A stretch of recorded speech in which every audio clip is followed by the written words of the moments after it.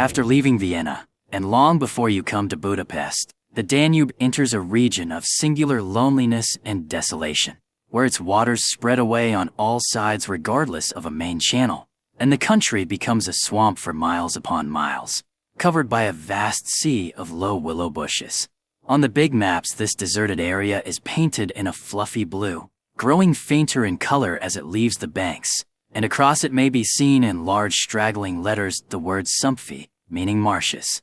In high flood, this great acreage of sand, shingle beds, and willow-grown islands is almost topped by the water, but in normal seasons the bushes bend and rustle in the free winds, showing their silver leaves to the sunshine in an ever-moving plain of bewildering beauty.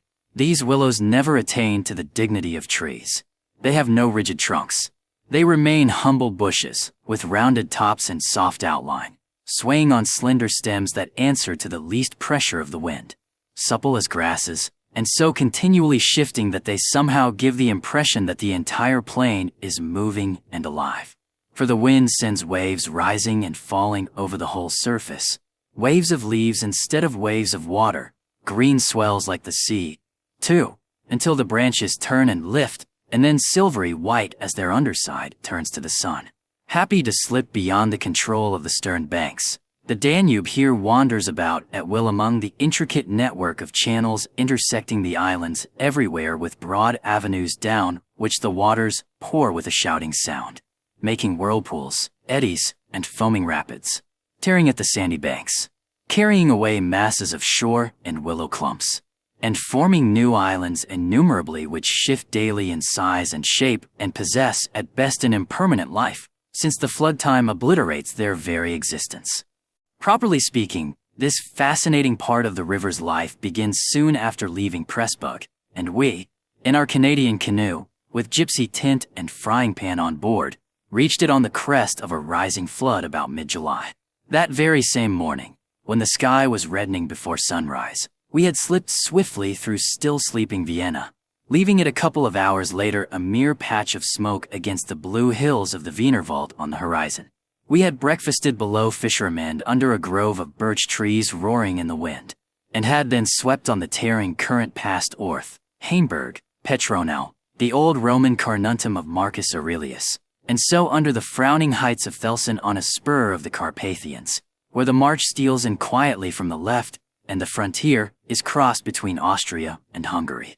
Racing along at 12 kilometers an hour soon took us well into Hungary, and the muddy waters, sure sign of flood, sent us aground on many a shingle bed, and twisted us like a cork in many a sudden belching whirlpool before the towers of Pressburg, Hungarian, Potsdam, showed against the sky. And then the canoe, leaping like a spirited horse, flew at top speed under the gray walls, negotiated safely the sunken chain of the Fliegende ferry, turned the corner sharply to the left, and plunged on yellow foam into the wilderness of islands, sandbanks, and swampland beyond, the land of the willows.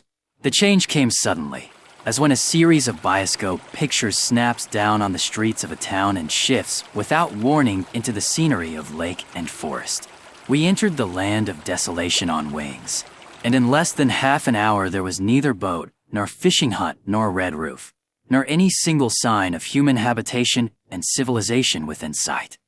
The sense of remoteness from the world of humankind, the utter isolation, the fascination of this singular world of willows, winds, and waters, instantly laid its spell upon us both, so that we allowed laughingly to one another that we ought by rights to have held some special kind of passport to admit us, and that we had, somewhat audaciously, come without asking leave into a separate little kingdom of wonder and magic, a kingdom that was reserved for the use of others who had a right to it, with everywhere unwritten warnings to trespassers for those who had the imagination to discover them. Though still early in the afternoon, the ceaseless buffetings of a most tempestuous wind made us feel weary, and we at once began casting about for a suitable camping ground for the night. But the bewildering character of the islands made landing difficult. The swirling flood carried us inshore and then swept us out again. The willow branches tore our hands as we seized them to stop the canoe, and we pulled many a yard of sandy bank into the water before at length we shot, with a great sideways blow from the wind, into a backwater and managed to beach the bows in a cloud of spray. Then we lay panting and laughing after our exertions on the hot yellow sand, sheltered from the wind, and in the full blaze of a scorching sun, a cloudless blue sky above, and an immense army of dancing, shouting willow bushes, closing in from all sides, shining with spray and clapping their 1,000 little hands as though to applaud the success of our efforts. What a river, I said to my companion, thinking of all the way we had traveled from the source in the Black Forest, and how he had often been obliged to wade and push in the upper shallows at the beginning of June. Won't stand much nonsense now, will it? He said, pulling the canoe a little farther into safety up the sand, and then composing himself for a nap.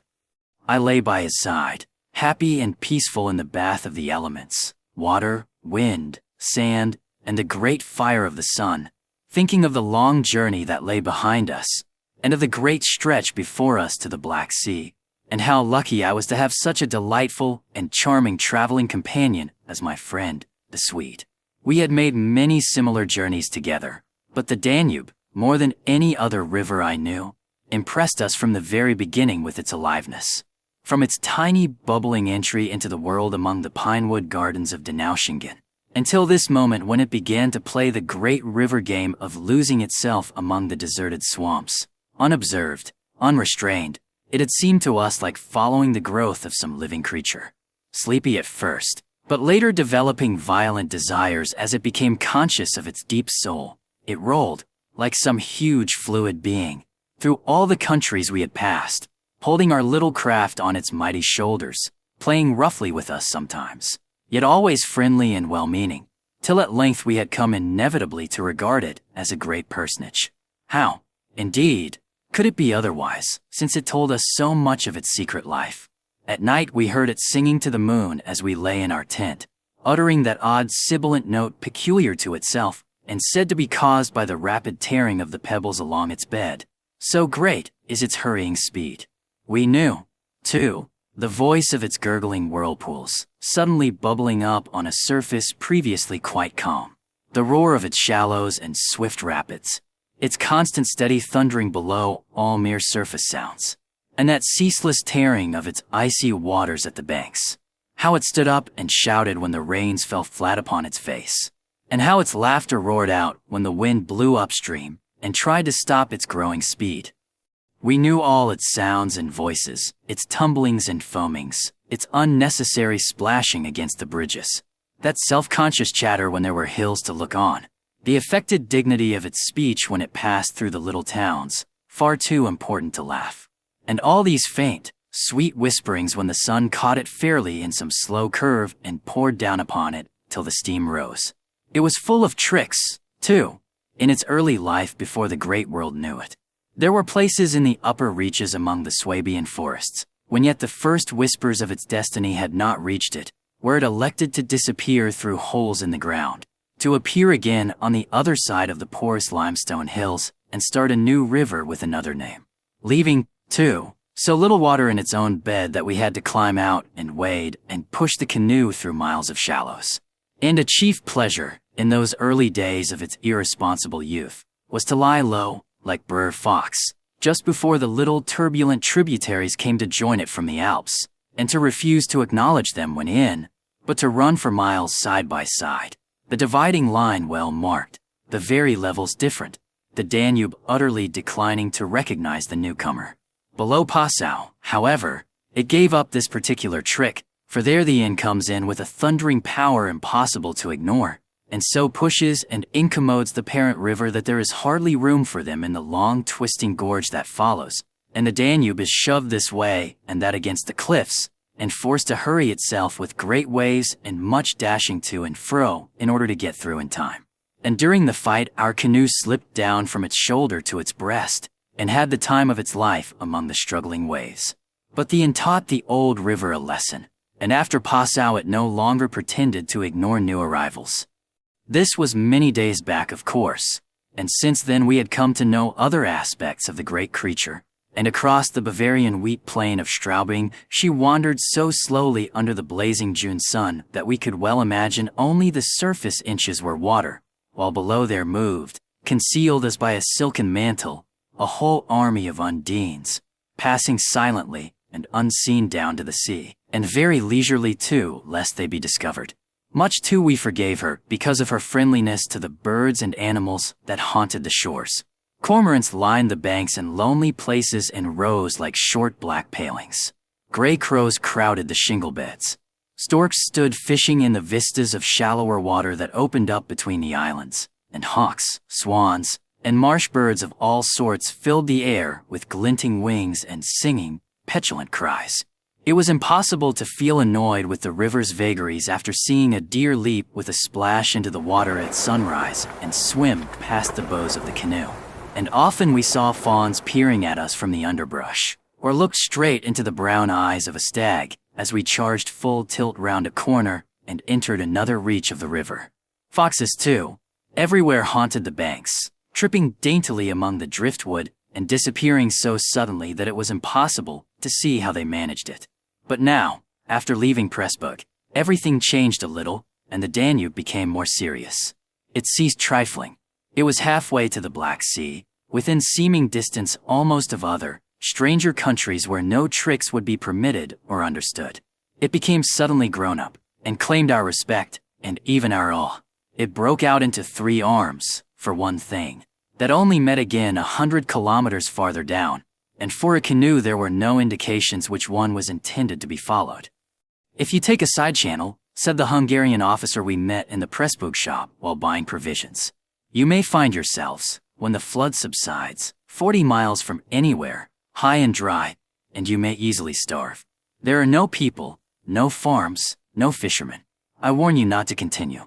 The river, too, is still rising, and this wind will increase." The rising river did not alarm us in the least, but the matter of being left high and dry by a sudden subsidence of the waters might be serious, and we had consequently laid in an extra stock of provisions. For the rest, the officer's prophecy held true, and the wind, blowing down a perfectly clear sky, increased steadily till it reached the dignity of a westerly gale. It was earlier than usual when we camped, for the sun was a good hour or 2 from the horizon, and leaving my friends still asleep on the hot sand, I wandered about in desultory examination of our hotel. The island, I found, was less than an acre in extent, a mere sandy bank standing some 2 or 3 feet above the level of the river. The far end, pointing into the sunset, was covered with flying spray which the tremendous wind drove off the crests of the broken waves. It was triangular in shape, with the apex upstream. I stood there for several minutes, watching the impetuous crimson flood bearing down with a shouting roar, dashing in waves against the bank as though to sweep it bodily away, and then swirling by in 2 foaming streams on either side. The ground seemed to shake with the shock and rush, while the furious movement of the willow bushes as the wind poured over them increased the curious illusion that the island itself actually moved. Above, for a mile or 2, I could see the great river descending upon me.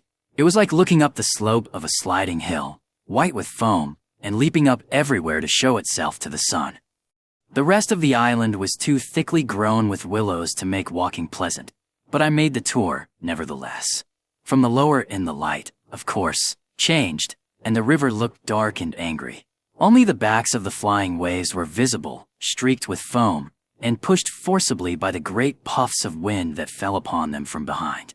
For a short mile it was visible, pouring in and out among the islands, and then disappearing with a huge sweep into the willows, which closed about it like a herd of monstrous antediluvian creatures crowding down to drink. They made me think of gigantic sponge-like growths that sucked the river up into themselves. They caused it to vanish from sight. They herded there together in such overpowering numbers. Altogether it was an impressive scene, with its utter loneliness, its bizarre suggestion. And as I gazed, long and curiously, a singular emotion began to stir somewhere in the depths of me. Midway in my delight of the wild beauty, there crept, unbidden and unexplained, a curious feeling of disquietude, almost of alarm. A rising river, perhaps, always suggests something of the ominous. Many of the little islands I saw before me would probably have been swept away by the morning. This resistless, thundering flood of water touched the sense of awe.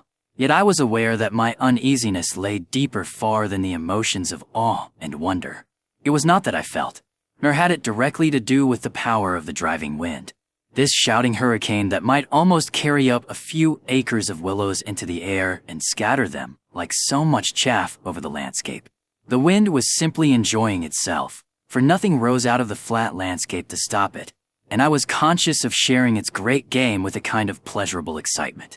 Yet this novel emotion had nothing to do with the wind. Indeed, so vague was the sense of distress I experienced that it was impossible to trace it to its source and deal with it accordingly, though I was aware somehow that it had to do with my realization of our utter insignificance before this unrestrained power of the elements about me. The huge-grown river had something to do with it too. A vague, unpleasant idea that we had somehow trifled with these great elemental forces in whose power we lay helpless every hour of the day and night. For here indeed, they were gigantically at play together, and the sight appealed to the imagination.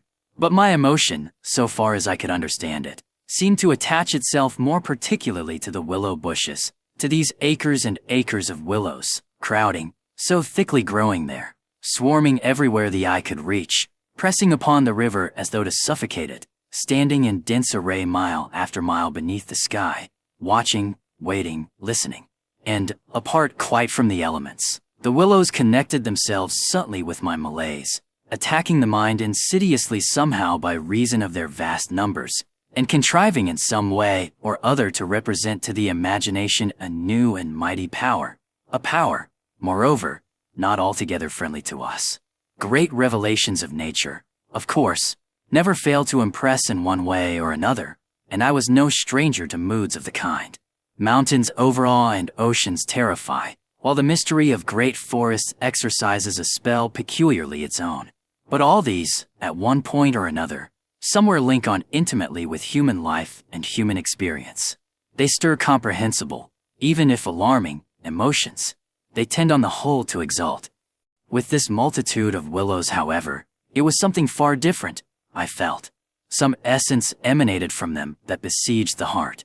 A sense of awe awakened, true, but of awe touched somewhere by a vague terror.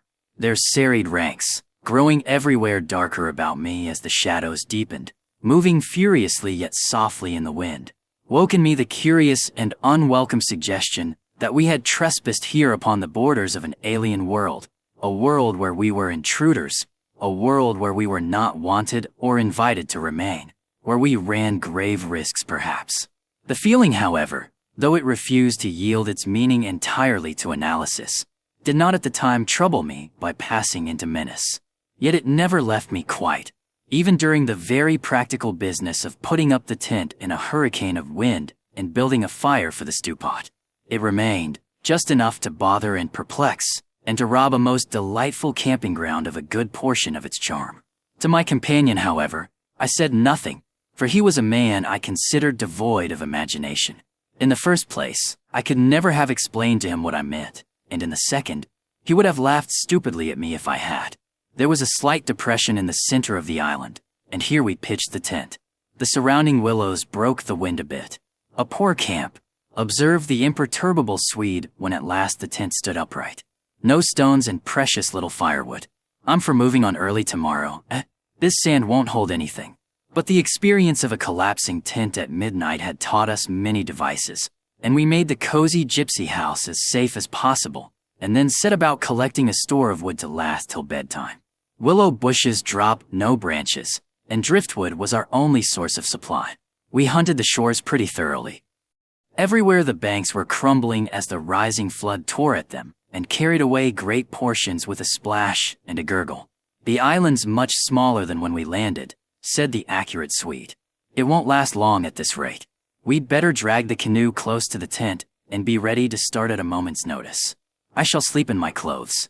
He was a little distance off, climbing along the bank, and I heard his rather jolly laugh as he spoke. By Jove, I heard him call a moment later, and turned to see what had caused his exclamation. But for the moment he was hidden by the willows, and I could not find him. What in the world's this? I heard him cry again, and this time his voice had become serious. I ran up quickly and joined him on the bank.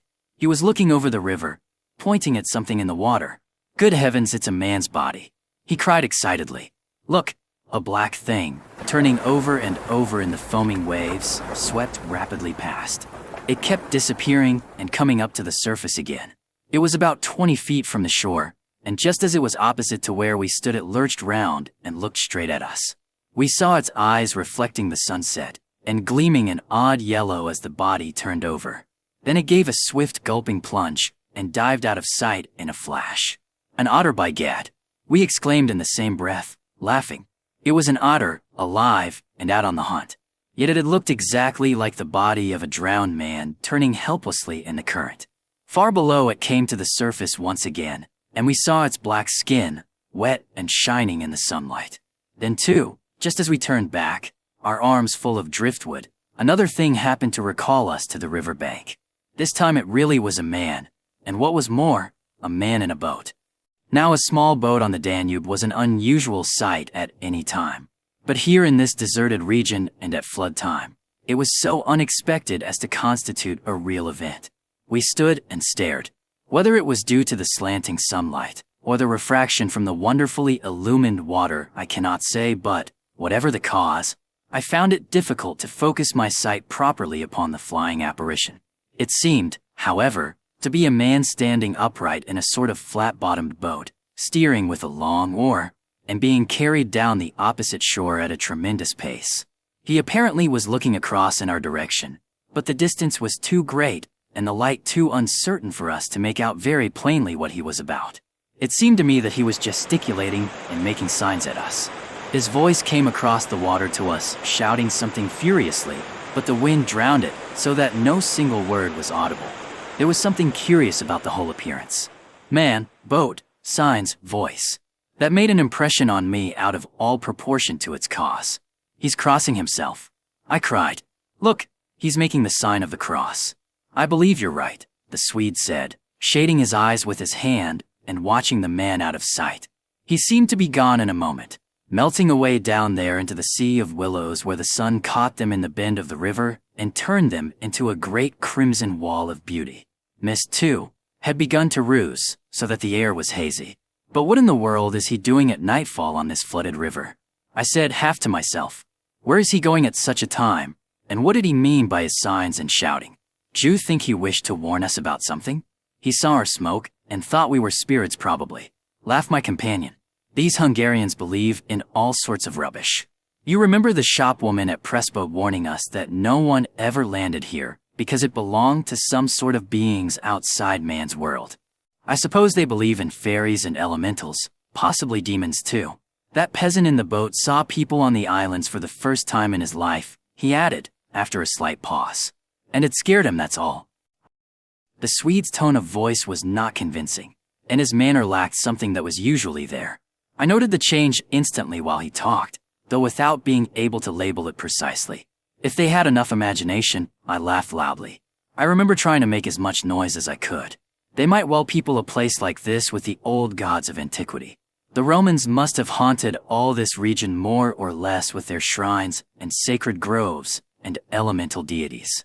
The subject dropped, and we returned to our stew pot, for my friend was not given to imaginative conversation as a rule. Moreover, just then I remember feeling distinctly glad that he was not imaginative. His stolid practical nature suddenly seemed to me welcome and comforting. It was an admirable temperament, I felt. He could steer down rapids like a red Indian, shoot dangerous bridges and whirlpools better than any white man I ever saw in a canoe. He was a grand fellow for an adventurous trip, a tower of strength when untoward things happened. I looked at his strong face and light curly hair as he staggered along under his pile of driftwood, twice the size of mine, and I experienced a feeling of relief. Yes, I was distinctly glad just then that the Swede was what he was, and that he never made remarks that suggested more than they said. The river's still rising, though, he added, as if following out some thoughts of his own, and dropping his load with a gasp. This island will be under water in 2 days if it goes on. I wish the wind would go down, I said. I don't care a fig for the river. The flood, indeed, had no terrors for us. We could get off at 10 minutes' notice, and the more water the better we liked it. It meant an increasing current and the obliteration of the treacherous shingle beds that so often threatened to tear the bottom out of our canoe. Contrary to our expectations, the wind did not go down with the sun. It seemed to increase with the darkness, howling overhead and shaking the willows round us like straws. Curious sounds accompanied it sometimes, like the explosion of heavy guns, and it fell upon the water and the island in great flat blows of immense power. It made me think of the sounds a planet must make, could we only hear it, driving along through space. But the sky kept wholly clear of clouds, and soon after supper the full moon rose up in the east and covered the river and the plain of shouting willows with a light like the day. We lay on the sandy patch beside the fire, smoking, listening to the noises of the night round us, and talking happily of the journey we had already made and of our plans ahead. The map lay spread in the door of the tent, but the high wind made it hard to study, and presently we lowered the curtain and extinguished the lantern. The firelight was enough to smoke and see each other's faces by, and the sparks flew about overhead like fireworks. A few yards beyond, the river gurgled and hissed, and from time to time a heavy splash announced the falling away of further portions of the bank. Our talk, I noticed, had to do with the faraway scenes and incidents of our first camps in the Black Forest, or of other subjects altogether remote from the present setting, for neither of us spoke of the actual moment more than was necessary, almost as though we had agreed tacitly to avoid discussion of the camp and its incidents.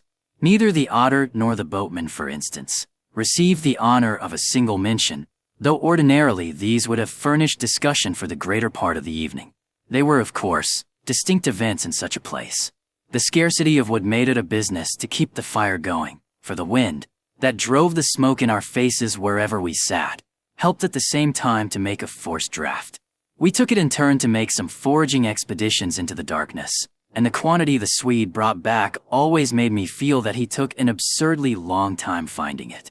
For the fact was I did not care much about being left alone, and yet it always seemed to be my turn to grub about among the bushes or scramble along the slippery banks in the moonlight.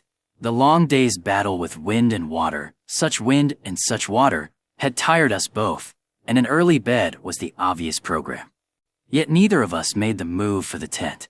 We lay there, tending the fire, talking in desultory fashion, peering about us into the dense willow bushes, and listening to the thunder of wind and river. The loneliness of the place had entered our very bones, and silence seemed natural, for after a bit the sound of our voices became a trifle unreal and forced. Whispering would have been the fitting mode of communication, I felt, and the human voice, always rather absurd amid the roar of the elements, now carried with it something almost illegitimate. It was like talking out loud in church, or in some place where it was not lawful, perhaps not quite safe, to be overheard. The eeriness of this lonely island, set among a million willows, swept by a hurricane, and surrounded by hurrying deep waters, touched us both, I fancy. Untrodden by man, almost unknown to man, it lay there beneath the moon, remote from human influence, on the frontier of another world, an alien world, a world tenanted by willows only and the souls of willows. And we, in our rashness, had dared to invade it, even to make use of it. Something more than the power of its mysteries stirred in me as I lay on the sand, feet to fire, and peered up through the leaves at the stars. For the last time I rose to get firewood.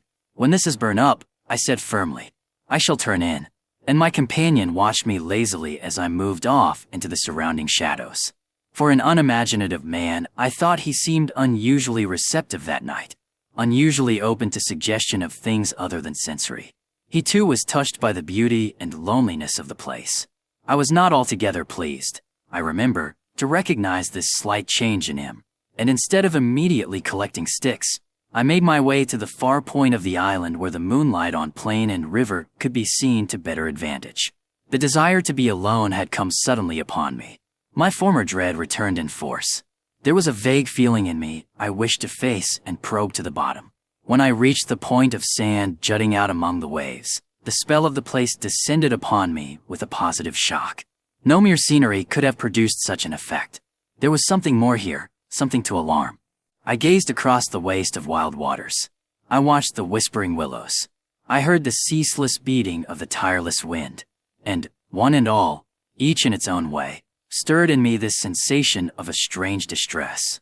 But the willows especially, for ever they went on chattering and talking among themselves, laughing a little, shrilly crying out, sometimes sighing, But what it was they made so much to do about belonged to the secret life of the great plain they inhabited. And it was utterly alien to the world I knew, or to that of the wild yet kindly elements. They made me think of a host of beings from another plane of life, another evolution altogether, perhaps, all discussing a mystery known only to themselves. I watched them moving busily together, oddly shaking their big bushy heads, twirling their myriad leaves even when there was no wind. They moved of their own will as though alive, and they touched, by some incalculable method, my own keen sense of the horrible. There they stood in the moonlight, like a vast army surrounding our camp, shaking their innumerable silver spears defiantly, formed all ready for an attack. The psychology of places, for some imaginations at least, is very vivid. For the wanderer especially, camps have their note, either of welcome or rejection. At first it may not always be apparent, because the busy preparations of tent and cooking prevent, but with the first pause, after supper usually, it comes and announces itself. And the note of this willow camp now became unmistakably plain to me. We were interlopers, trespassers. We were not welcomed. The sense of unfamiliarity grew upon me as I stood there watching. We touched the frontier of a region where our presence was resented. For a night's lodging we might perhaps be tolerated, but for a prolonged and inquisitive stay, no. By all the gods of the trees and wilderness, no. We were the first human influences upon this island, and we were not wanted. The Willows were against us. Strange thoughts like these, bizarre fancies, born I know not whence, found lodgment in my mind as I stood listening. What, I thought, if after all, these crouching willows proved to be alive? If suddenly they should rise up, like a swarm of living creatures, marshaled by the gods whose territory we had invaded, sweep towards us off the vast swamps, booming overhead in the night, and then settle down. As I looked, it was so easy to imagine they actually moved, crept nearer, retreated a little, huddled together in masses, hostile, waiting for the great wind that should finally start them a-running.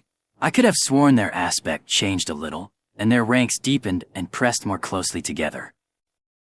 The melancholy shrill cry of a night bird sounded overhead, and suddenly I nearly lost my balance as the piece of bank I stood upon fell with a great splash into the river, undermined by the flood. I stepped back just in time and went on hunting for firewood again, half laughing at the odd fancies that crowded so thickly into my mind and cast their spell upon me. I recalled the Swede's remark about moving on next day, and I was just thinking that I fully agreed with him, when I turned with a start and saw the subject of my thoughts standing immediately in front of me. He was quite close. The roar of the elements had covered his approach. "You've been gone so long," he shouted above the wind.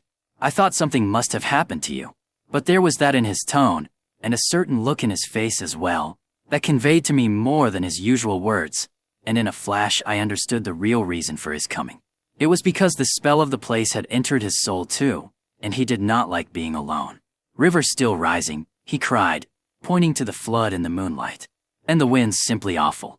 He always said the same things, but it was the cry for companionship that gave the real importance to his words. "Lucky," I cried back. "Our tent's in the hollow. I think it'll hold, all right." I added something about the difficulty of finding wood, in order to explain my absence, but the wind caught my words and flung them across the river so that he did not hear, but just looked at me through the branches, nodding his head. "Lucky if we get away without disaster," he shouted, or words to that effect, and I remember feeling half angry with him for putting the thought into words, for it was exactly what I felt myself. There was disaster impending somewhere, and the sense of presentiment lay unpleasantly upon me. We went back to the fire and made a final blaze, poking it up with our feet. We took a last look round, but for the wind the heat would have been unpleasant. I put this thought into words, and I remember my friend's reply struck me oddly, that he would rather have the heat, the ordinary July weather, than this diabolical wind. Everything was snug for the night. The canoe lying turned over beside the tent with both yellow paddles beneath her, the provision sack hanging from a willow stem, and the washed-up dishes removed to a safe distance from the fire, all ready for the morning meal. We smothered the embers of the fire with sand and then turned in. The flap of the tent door was up, and I saw the branches and the stars and the white moonlight. The shaking willows and the heavy buffetings of the wind against our taut little house were the last things I remembered as sleep came down and covered all with its soft and delicious forgetfulness. Suddenly, I found myself lying awake, peering from my sandy mattress through the door of the tent. I looked at my watch pinned against the canvas, and saw by the bright moonlight that it was past 12 o'clock, the threshold of a new day, and I had therefore slept a couple of hours. The Swede was asleep still beside me. The wind howled as before. Something plucked at my heart and made me feel afraid. There was a sense of disturbance in my immediate neighborhood. I sat up quickly and looked out. The trees were swaying violently to and fro as the gusts smote them, but our little bit of green canvas lay snugly safe in the hollow, for the wind passed over it without meeting enough resistance to make it vicious. The feeling of disquietude did not pass, however, and I crawled quietly out of the tent to see if our belongings were safe. I moved carefully so as not to waken my companion. A curious excitement was on me. I was halfway out, kneeling on all fours, when my eye first took in that the tops of the bushes opposite, with their moving tracery of leaves, made shapes against the sky. I sat back on my haunches and stared. It was incredible, surely, but there, opposite and slightly above me, were shapes of some indeterminate sort among the willows, and as the branches swayed in the wind, they seemed to group themselves about these shapes, forming a series of monstrous outlines that shifted rapidly beneath the moon. Close, about 50 feet in front of me, I saw these things. My first instinct was to waken my companion, that he too might see them, but something made me hesitate. The sudden realization, probably, that I should not welcome corroboration. And meanwhile I crouched there staring in amazement with smarting eyes. I was wide awake. I remember saying to myself that I was not dreaming. They first became properly visible, these huge figures, just within the tops of the bushes. Immense, bronze-colored, moving, and wholly independent of the swaying of the branches. I saw them plainly and noted. Now I came to examine them more calmly. That they were very much larger than human, and indeed that something in their appearance proclaimed them to be not human at all. Certainly, they were not merely the moving tracery of the branches against the moonlight. They shifted independently. They rose upwards in a continuous stream from earth to sky, vanishing utterly as soon as they reached the dark of the sky. They were interlaced one with another, making a great column, and I saw their limbs and huge bodies melting in and out of each other, forming this serpentine line that bent and swayed and twisted spirally with the contortions of the wind-tossed trees. They were nude, fluid shapes, passing up the bushes, within the leaves almost, rising up in a living column into the heavens. Their faces I never could see. Unceasingly they poured upwards, swaying in great bending curves, with a hue of dull bronze upon their skins. I stared, trying to force every atom of vision from my eyes. For a long time I thought they must every moment disappear and resolve themselves into the movements of the branches and prove to be an optical illusion. I searched everywhere for a proof of reality, when all the while I understood quite well that the standard of reality had changed. For the longer I looked, the more certain I became that these figures were real and living, though perhaps not according to the standards that the camera and the biologist would insist upon. Far from feeling fear, I was possessed with a sense of awe and wonder such as I have never known. I seemed to be gazing at the personified elemental forces of this haunted and primeval region. Our intrusion had stirred the powers of the place into activity. It was we who were the cause of the disturbance, and my brain filled to bursting with stories and legends of the spirits and deities of places that have been acknowledged and worshipped by men in all ages of the world's history. But before I could arrive at any possible explanation, something impelled me to go farther out, and I crept forward on the sand and stood upright. I felt the ground still warm under my bare feet.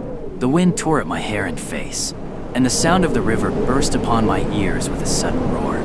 These things I knew were real and proved that my senses were acting normally. Yet the figures still rose from earth to heaven, silent, majestically, in a great spiral of grace and strength that overwhelmed me at length with a genuine, deep emotion of worship. I felt that I must fall down and worship, absolutely worship. Perhaps in another minute I might have done so, when a gust of wind swept against me with such force that it blew me sideways, and I nearly stumbled and fell. It seemed to shake the dream violently out of me. At least it gave me another point of view somehow. The figures still remained, still ascended into heaven from the heart of the night. But my reason at last began to assert itself. It must be a subjective experience, I argued, nonetheless real for that, but still subjective.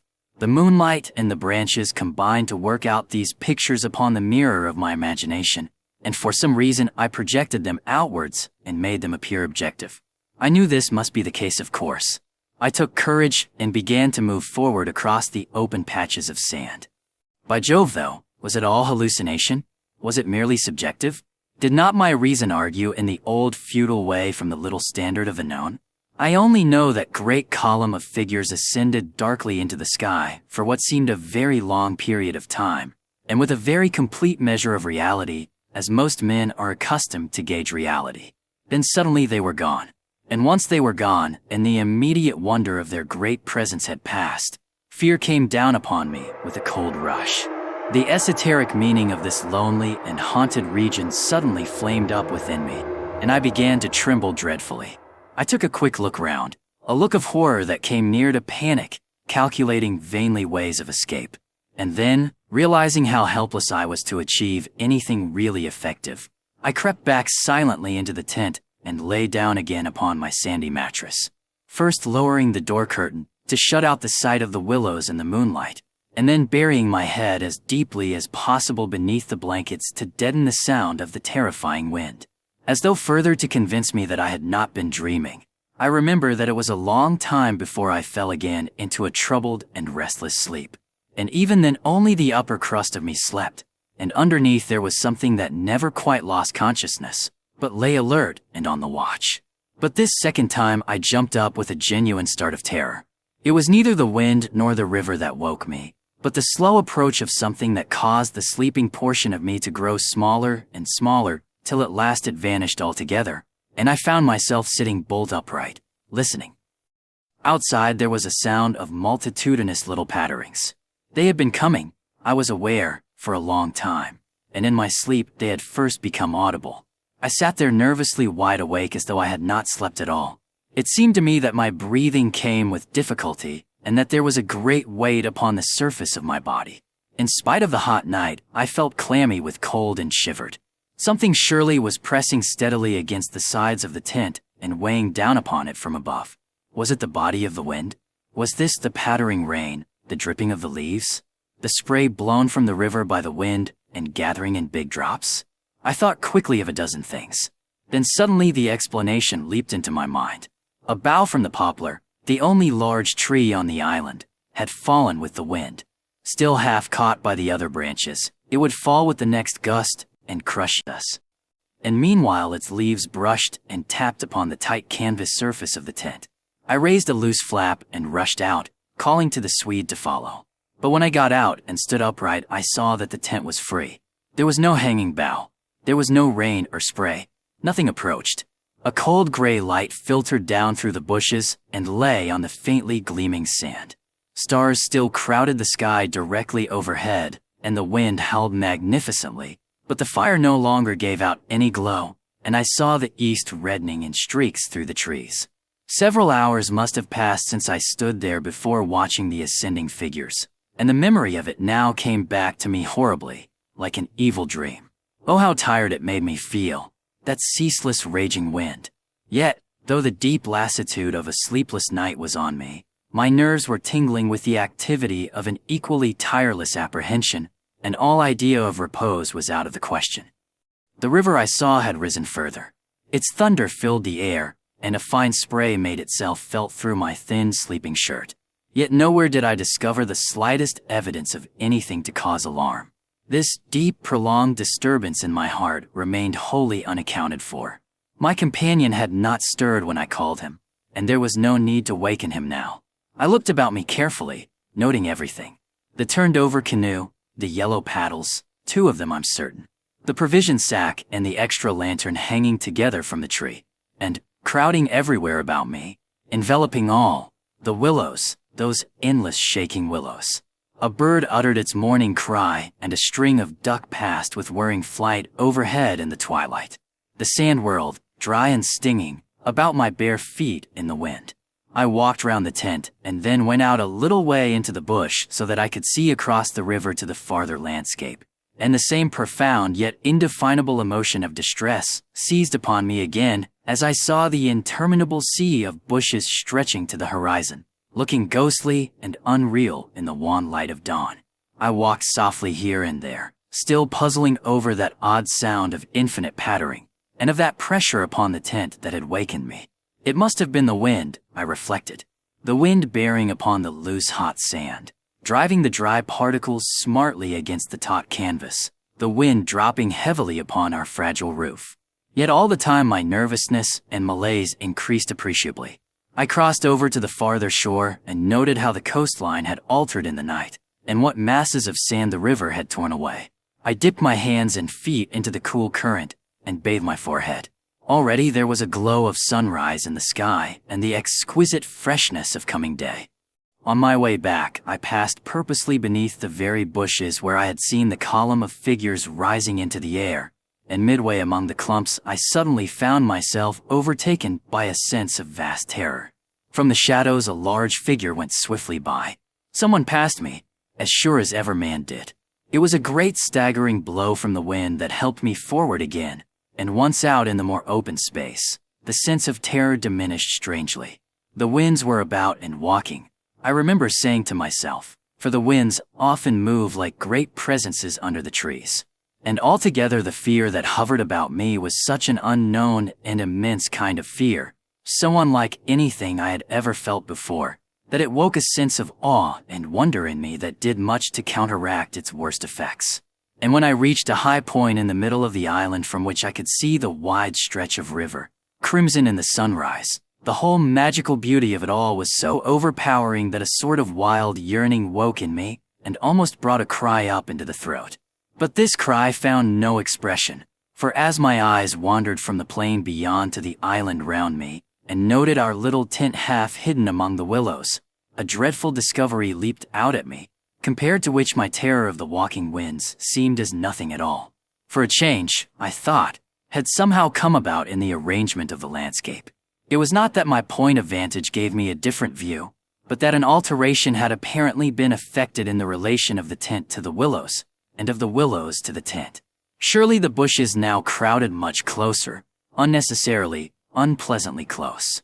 They had moved nearer, creeping with silent feet over the shifting sands, drawing imperceptibly nearer by soft, unhurried movements.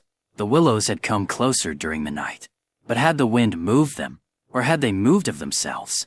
I recalled the sound of infinite small patterings and the pressure upon the tent and upon my own heart that caused me to wake in terror. I swayed for a moment in the wind like a tree, finding it hard to keep my upright position on the sandy hillock. There was a suggestion here of personal agency, of deliberate intention, of aggressive hostility, and it terrified me into a sort of rigidity. Then the reaction followed quickly. The idea was so bizarre, so absurd, that I felt inclined to laugh. But the laughter came no more readily than the cry, for the knowledge that my mind was so receptive to such dangerous imaginings brought the additional terror that it was through our minds and not through our physical bodies that the attack would come, and was coming. The wind buffeted me about, and, very quickly it seemed, the sun came up over the horizon, for it was after 4 o'clock, and I must have stood on that little pinnacle of sand longer than I knew, afraid to come down to close quarters with the willows. I returned quietly, creepily, to the tent, first taking another exhaustive look round, and, yes, I confess it, making a few measurements. I paced out on the warm sand the distances between the willows and the tent, making a note of the shortest distance particularly. I crawled stealthily into my blankets.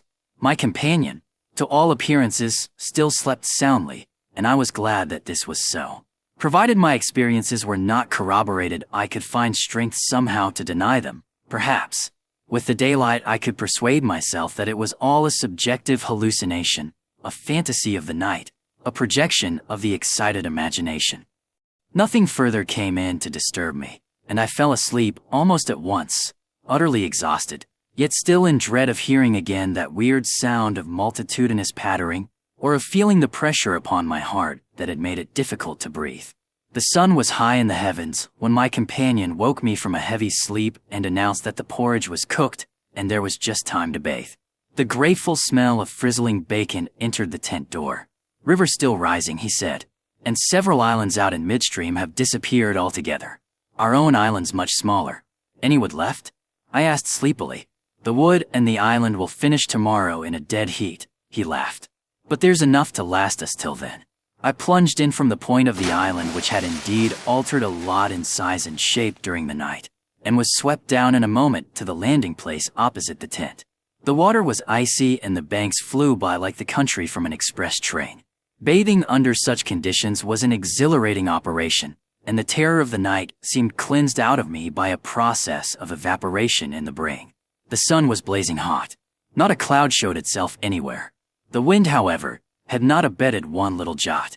Quite suddenly, then the implied meaning of the Swede's words flashed across me, showing that he no longer wished to leave post-haste and had changed his mind. Enough to last till tomorrow. He assumed we should stay on the island another night. It struck me as odd. The night before he was so positive the other way. How had the change come about? Great crumblings of the banks occurred at breakfast, with heavy splashings and clouds of spray which the wind brought into our frying pan, and my fellow traveler talked incessantly about the difficulty the Vienna-Pest steamers must have to find the channel in flood. But the state of his mind interested and impressed me far more than the state of the river or the difficulties of the steamers. He had changed somehow since the evening before. His manner was different. A trifle excited, a trifle shy, with a sort of suspicion about his voice and gestures. I hardly know how to describe it now in cold blood, but at the time I remember being quite certain of one thing, that he had become frightened. He ate very little breakfast, and for once omitted to smoke his pipe. He had the map spread open beside him and kept studying its markings. "We'd better get off sharp in an hour," I said presently, feeling for an opening that must bring him indirectly to a partial confession at any rate. And his answer puzzled me uncomfortably. "Rather, if they'll let us." "Well, let us." "The elements?" I asked quickly, with affected indifference. "The powers of this awful place, whoever they are," he replied, keeping his eyes on the map. "The gods are here, if they are anywhere at all in the world. The elements are always the true immortals," I replied, laughing as naturally as I could manage, yet knowing quite well that my face reflected my true feelings when he looked up gravely at me and spoke across the smoke. "We shall be fortunate if we get away without further disaster." This was exactly what I had dreaded, and I screwed myself up to the point of the direct question. It was like agreeing to allow the dentist to extract the tooth. It had to come anyhow in the long run, and the rest was all pretense. Further disaster. Why? What's happened? "For one thing, the steering paddle's gone," he said quietly. "The steering paddle gone," I repeated, greatly excited. For this was our rudder, and the Danube in flood without a rudder was suicide. "But what? And there's a tear in the bottom of the canoe?" he added, with a genuine little tremor in his voice. I continued staring at him, able only to repeat the words in his face somewhat foolishly. There, in the heat of the sun, and on this burning sand, I was aware of a freezing atmosphere descending round us. I got up to follow him, for he merely nodded his head gravely and led the way towards the tent a few yards on the other side of the fireplace. The canoe still lay there as I had last seen her in the night, ribs uppermost, the paddles, or rather, the paddle, on the sand beside her. "There's only one," he said, stooping to pick it up. "And here's the rent in the baseboard." It was on the tip of my tongue to tell him that I had clearly noticed 2 paddles a few hours before, but a second impulse made me think better of it, and I said nothing. I approached to see. There was a long, finely made tear in the bottom of the canoe where a little slither of wood had been neatly taken clean out. It looked as if the tooth of a sharp rock or snag had eaten down her length. An investigation showed that the hole went through. Had we launched out in her without observing it, we must inevitably have foundered. At first the water would have made the wood swell so as to close the hole, but once out in midstream the water must have poured in, and the canoe, never more than 2 inches above the surface, would have filled and sunk very rapidly. "There, you see an attempt to prepare a victim for the sacrifice," I heard him saying, more to himself than to me. "2 victims rather," he added as he bent over and ran his fingers along the slit. I began to whistle, a thing I always do unconsciously when utterly nonplussed, and purposely paid no attention to his words. I was determined to consider them foolish. "It wasn't there last night," he said presently, straightening up from his examination and looking anywhere but at me. We must have scratched her in landing, of course, I stopped whistling to say. The stones are very sharp. I stopped abruptly, for at that moment he turned round and met my eye squarely. I knew just as well as he did how impossible my explanation was. There were no stones to begin with. And then there's this to explain too, he added quietly, handing me the paddle and pointing to the blade. A new and curious emotion spread freezingly over me as I took and examined it. The blade was scraped down all over, beautifully scraped, as though someone had sandpapered it with care, making it so thin that the first vigorous stroke must have snapped it off at the elbow. One of us walked in his sleep and did this thing, I said feebly. Or it has been filed by the constant stream of sand particles blown against it by the wind perhaps. Said the Swede, turning away, laughing a little. You can explain everything. The same wind that caught the steering paddle and flung it so near the bank that it fell in with the next lump that crumbled. I called out after him, absolutely determined to find an explanation for everything he showed me. I see, he shouted back, turning his head to look at me before disappearing among the willow bushes. Once alone with these perplexing evidences of personal agency, I think my first thoughts took the form of, one of us must have done this thing, and it certainly was not I. But my second thought decided how impossible it was to suppose, under all the circumstances, that either of us had done it. That my companion, the trusted friend of a dozen similar expeditions, could have knowingly had a hand in it, was a suggestion not to be entertained for a moment. Equally absurd seemed the explanation that this imperturbable and densely practical nature had suddenly become insane and was busied with insane purposes.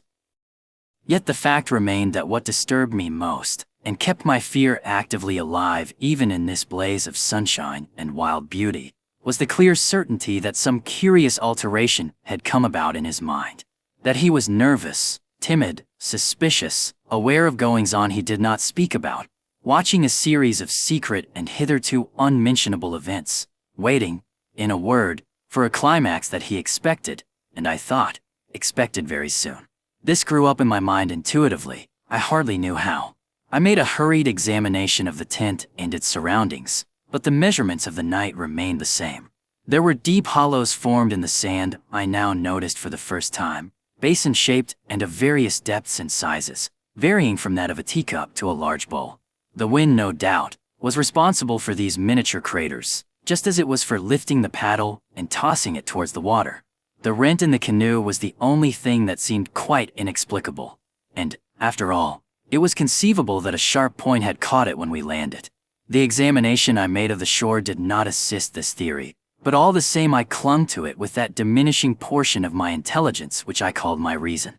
An explanation of some kind was an absolute necessity, just as some working explanation of the universe is necessary, however absurd, to the happiness of every individual who seeks to do his duty in the world and face the problems of life. The simile seemed to me at the time an exact parallel. I at once set the pitch melting, and presently the Swede joined me at the work, though under the best conditions in the world the canoe could not be safe for traveling till the following day. I drew his attention casually to the hollows in the sand. Yes, he said, I know. They're all over the island. But you can explain them, no doubt. Wind, of course, I answered without hesitation. Have you never watched those little whirlwinds in the street that twist and twirl everything into a circle? This sand's loose enough to yield, that's all. He made no reply, and we worked on in silence for a bit. I watched him surreptitiously all the time, and I had an idea he was watching me. He seemed, too, to be always listening attentively to something I could not hear, or perhaps for something that he expected to hear, for he kept turning about and staring into the bushes, and up into the sky, and out across the water where it was visible through the openings among the willows. Sometimes he even put his hand to his ear and held it there for several minutes. He said nothing to me, however, about it, and I asked no questions. And meanwhile, as he mended that torn canoe with the skill and address of a Red Indian, I was glad to notice his absorption in the work, for there was a vague dread in my heart that he would speak of the changed aspect of the willows. And if he had noticed that, my imagination could no longer be held a sufficient explanation of it. At length, after a long pause, he began to talk. Queer thing, he added in a hurried sort of voice as though he wanted to say something and get it over. Queer thing, I mean, about that otter last night. I had expected something so totally different that he caught me with surprise, and I looked up sharply. Shows how lonely this place is. Otters are awfully shy things. I don't mean that, of course, he interrupted. I mean, did you think it really was an otter? What else? In the name of heaven, what else? You know, I saw it before you did, and at first it seemed so much bigger than an otter. The sunset as you looked upstream magnified it or something, I replied. He looked at me absently a moment, as though his mind were busy with other thoughts. It had such extraordinary yellow eyes, he went on half to himself. That was the sun too. I laughed, a trifle boisterously. I suppose you'll wonder next if that fellow in the boat. I suddenly decided not to finish the sentence. He was in the act again of listening, turning his head to the wind, and something in the expression of his face made me halt. The subject dropped, and we went on with our caulking. Apparently, he had not noticed my unfinished sentence. 5 minutes later, however, he looked at me across the canoe, the smoking pitch in his hand, his face exceedingly grave. I did rather wonder, if you want to know, he said slowly, what that thing in the boat was. I remember thinking at the time it was not a man. The whole business seemed to rise quite suddenly out of the water.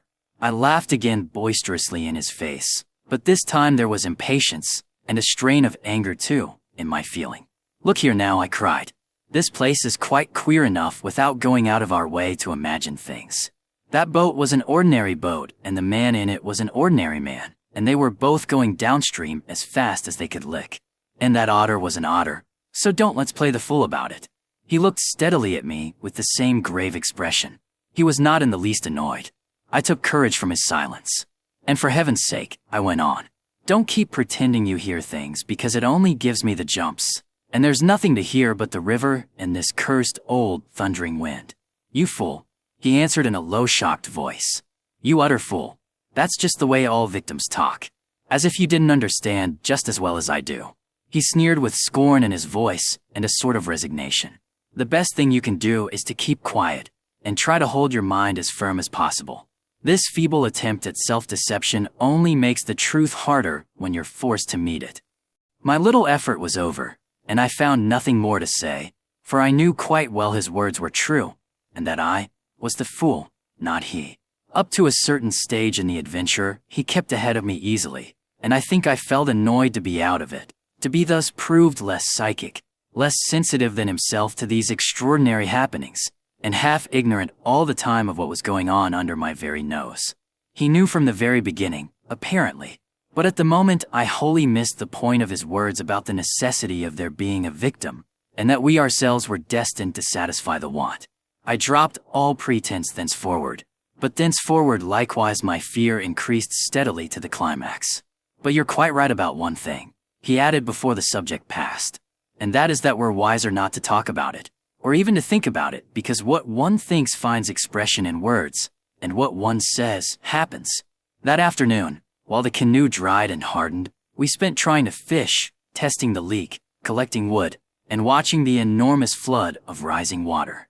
Masses of driftwood swept near our shores sometimes, and we fished for them with long willow branches.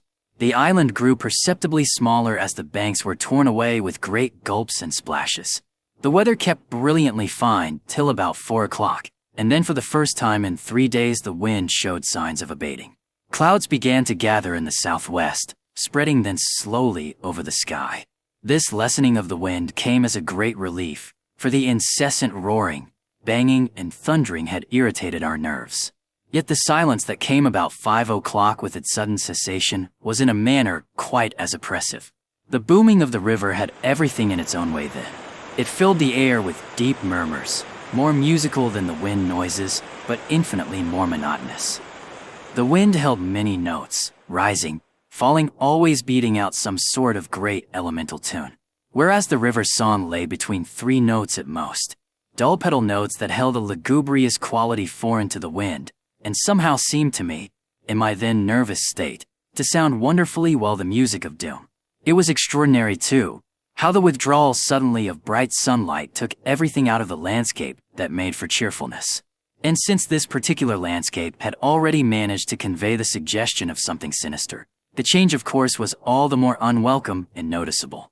For me, I know, the darkening outlook became distinctly more alarming, and I found myself more than once calculating how soon after sunset the full moon would get up in the east, and whether the gathering clouds would greatly interfere with her lighting of the little island. With this general hush of the wind, though it still indulged in occasional brief gusts, the river seemed to me to grow blacker, the willows to stand more densely together. The latter two kept up a sort of independent movement of their own, rustling among themselves when no wind stirred, and shaking oddly from the roots upwards. When common objects in this way become charged with the suggestion of horror, they stimulate the imagination far more than things of unusual appearance. And these bushes, crowding huddled about us, assumed for me in the darkness a bizarre grotesquerie of appearance that lent to them somehow the aspect of purposeful and living creatures. Their very ordinariness, I felt, masked what was malignant and hostile to us. The forces of the region drew nearer with the coming of night. They were focusing upon our island, and more particularly upon ourselves. For thus somehow, in the terms of the imagination, did my really indescribable sensations in this extraordinary place present themselves. I had slept a good deal in the early afternoon, and had thus recovered somewhat from the exhaustion of a disturbed night. But this only served apparently to render me more susceptible than before to the obsessing spell of the haunting. I fought against it, laughing at my feelings as absurd and childish, with very obvious physiological explanations. Yet, in spite of every effort, they gained in strength upon me, so that I dreaded the night as a child lost in a forest must dread the approach of darkness.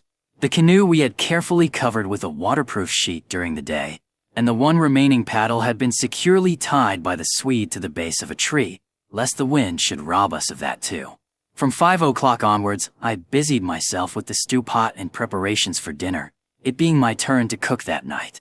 We had potatoes, onions, bits of bacon fat to add flavor, and a general thick residue from former stews at the bottom of the pot.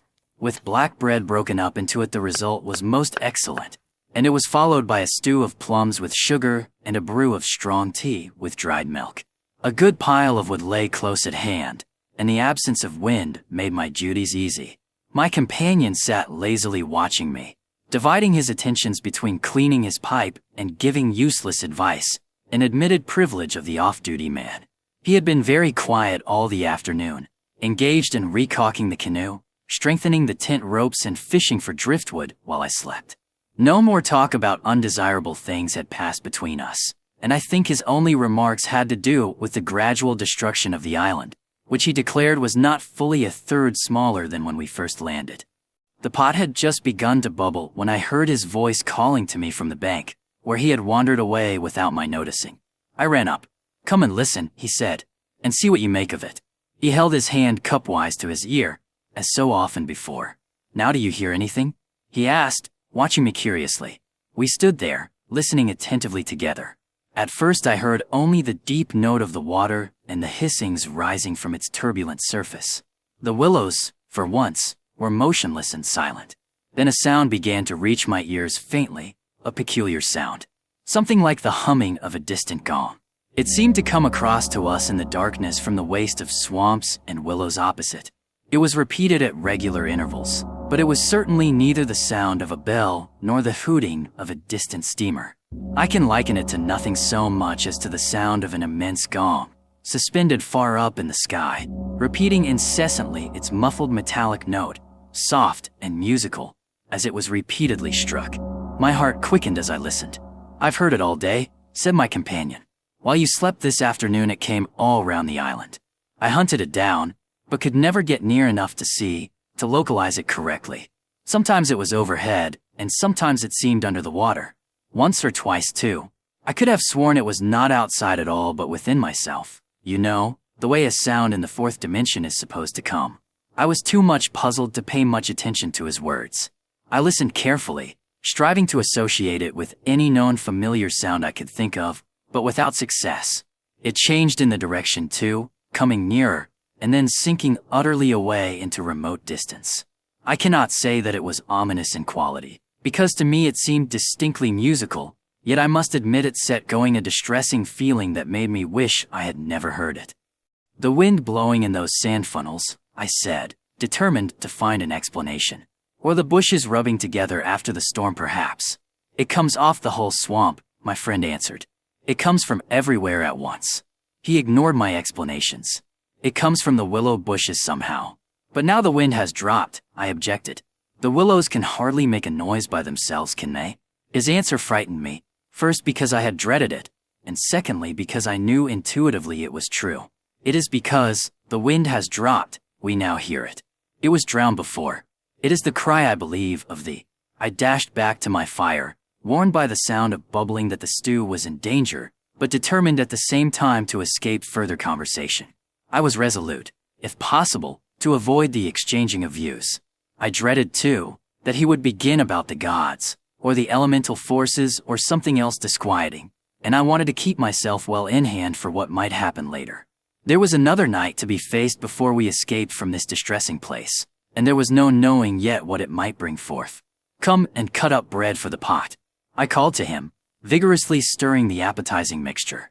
That stew pot held sanity for us both, and the thought made me laugh.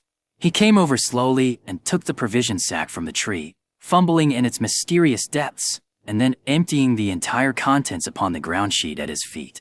Hurry up, I cried. It's boiling. The Swede burst out into a roar of laughter that startled me. It was forced laughter, not artificial exactly, but mirthless. There's nothing here, he shouted, holding his sides.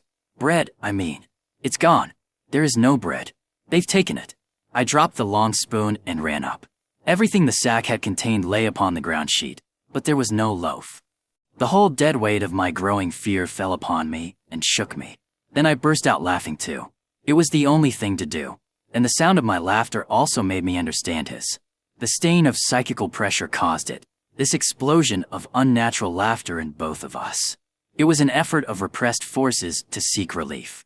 It was a temporary safety valve, and with both of us it ceased quite suddenly. How criminally stupid of me, I cried, still determined to be consistent and find an explanation. I clean forgot to buy a loaf at Pressbook. That chattering woman put everything out of my head, and I must have left it lying on the counter, or the oatmeal too is much less than it was this morning, the Swede interrupted. Why in the world need he draw attention to it? I thought angrily. There's enough for tomorrow, I said, stirring vigorously, and we can get lots more at Common or Gran. In 24 hours we shall be miles from here. I hope so. To God, he muttered, putting the things back into the sack. Unless we're claimed first as victims for the sacrifice, he added with a foolish laugh. He dragged the sack into the tent, for safety's sake I suppose, and I heard him mumbling to himself, but so indistinctly that it seemed quite natural for me to ignore his words. Our meal was beyond question a gloomy one, and we ate it almost in silence, avoiding one another's eyes and keeping the fire bright. Then we washed up and prepared for the night, and, once smoking, our minds unoccupied with any definite duties, the apprehension I had felt all day long became more and more acute. It was not then active fear, I think, but the very vagueness of its origin distressed me far more than if I had been able to tick it and face it squarely. The curious sound I have likened to the note of a gong became now almost incessant, and filled the stillness of the night with a faint continuous ringing rather than a series of distinct notes. At one time it was behind, and at another time in front of us. Sometimes I fancied it came from the bushes on our left, and then again from the clumps on our right. More often it hovered directly overhead, like the whirring of wings. It was really everywhere at once, behind, in front, at our sides and over our heads, completely surrounding us. The sound really defies description.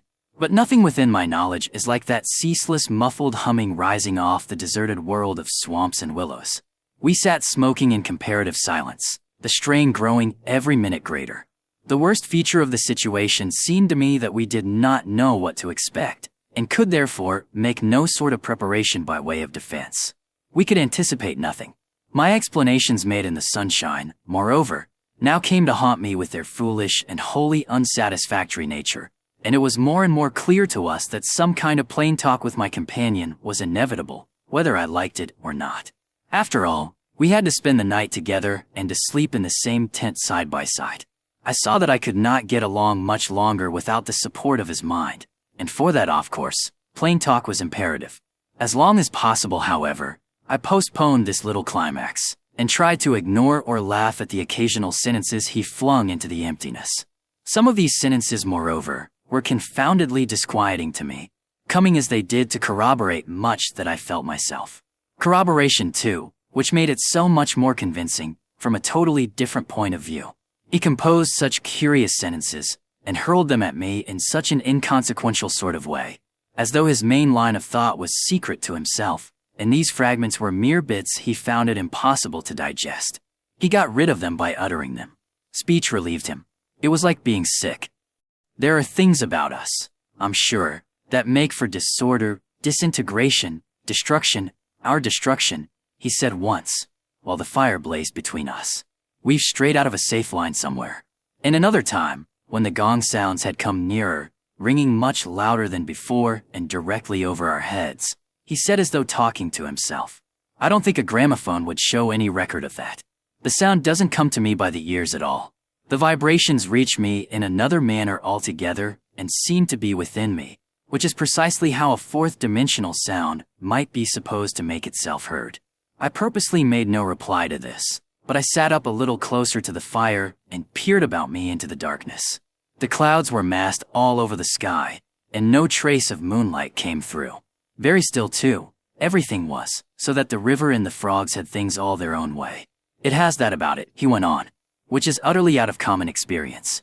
It is unknown. Only one thing describes it really. It is a non-human sound.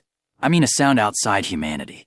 Having rid himself of this indigestible morsel, he lay quiet for a time. But he had so admirably expressed my own feeling that it was a relief to have the thought out, and to have confined it by the limitation of words from dangerous wandering to and fro in the mind. The solitude of that Danube camping place, can I ever forget it? The feeling of being utterly alone on an empty planet. My thoughts ran incessantly upon cities and the haunts of men. I would have given my soul, as the saying is, for the feel of those Bavarian villages we had passed through by the score, for the normal human commonplaces. Peasants drinking beer, tables beneath the trees, hot sunshine, and a ruined castle on the rocks behind the red-roofed church. Even the tourists would have been welcome. Yet what I felt of dread was no ordinary ghostly fear. It was infinitely greater, stranger, and seemed to arise from some dim ancestral sense of terror more profoundly disturbing than anything I had known or dreamed of. We had strayed, as the Swede put it, into some region or some set of conditions where the risks were great yet unintelligible to us, where the frontiers of some unknown world lay close about us. It was a spot held by the dwellers in some outer space, a sort of peephole whence they could spy upon the earth, themselves unseen, a point where the veil between had worn a little thin. As the final result of too long a sojourn here, we should be carried over the border and deprived of what we called our lives, yet by mental, not physical, processes. In that sense, as he said, we should be the victims of our adventure, a sacrifice. It took us in different fashion, each according to the measure of his sensitiveness and powers of resistance. I translated it vaguely into a personification of the mightily disturbed elements, investing them with the horror of a deliberate and malefic purpose, resentful of our audacious intrusion into their breeding place. Whereas my friend threw it into the unoriginal form at first of a trespass on some ancient shrine, some place where the old gods still held sway, where the emotional forces of former worshippers still clung, and the ancestral portion of him yielded to the old pagan spell. At any rate, here was a place unpolluted by men, kept clean by the winds from coarsening human influences, a place where spiritual agencies were within reach and aggressive. Never, before or since, have I been so attacked by indescribable suggestions of a beyond region, of another scheme of life, another revolution not parallel to the human. And in the end our minds would succumb under the weight of the awful spell, and we should be drawn across the frontier into their world. Small things testified to the amazing influence of the place, and now in the silence round the fire they allowed themselves to be noted by the mind. The very atmosphere had proved itself a magnifying medium to distort every indication. The otter rolling in the current, the hurrying boatman making signs, the shifting willows, one and all had been robbed of its natural character and revealed in something of its other aspect, as it existed across the border to that other region.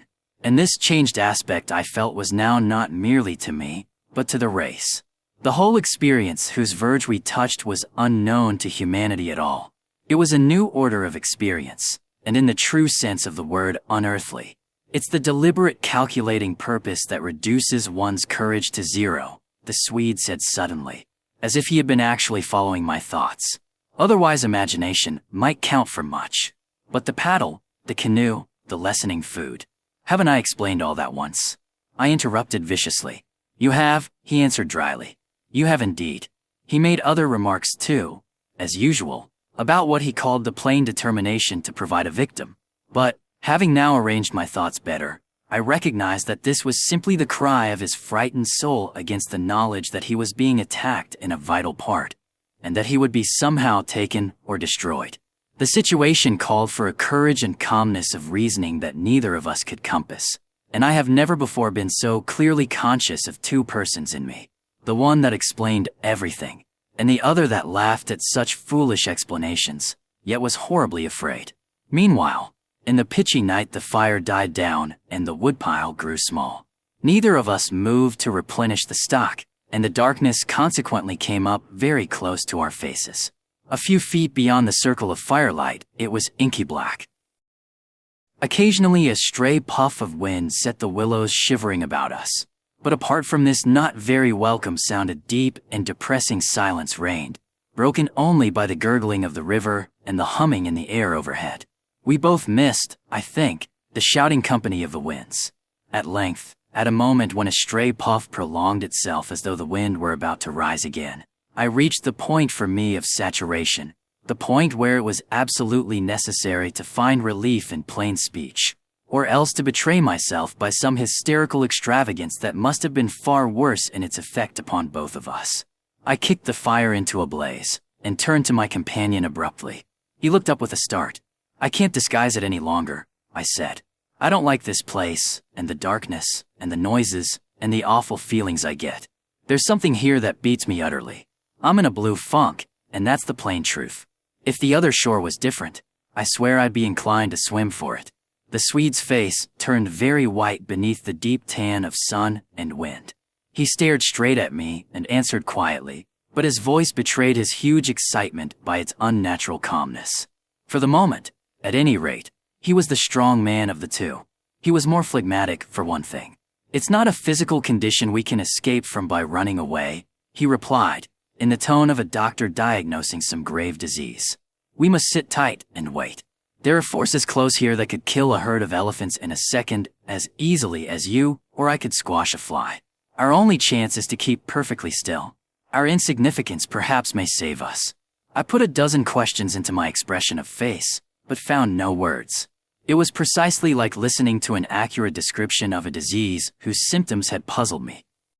I mean that so far, although aware of our disturbing presence, they have not found us, not located us, as the Americans say, he went on. They're blundering about like men hunting for a leak of gas. The paddle and canoe and provisions prove that. I think they feel us, but cannot actually see us. We must keep our minds quiet. It's our minds they feel. We must control our thoughts, or it's all up with us. Death, you mean? I stammered, icy with the horror of his suggestion. Worse by far, he said.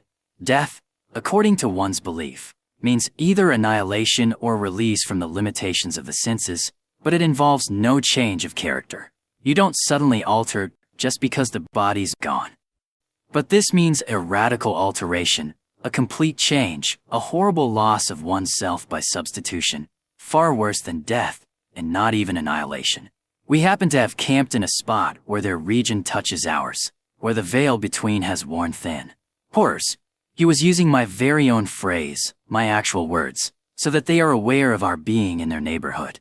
But who are aware? I asked. I forgot the shaking of the willows in the windless calm, the humming overhead, everything except that I was waiting for an answer that I dreaded more than I can possibly explain.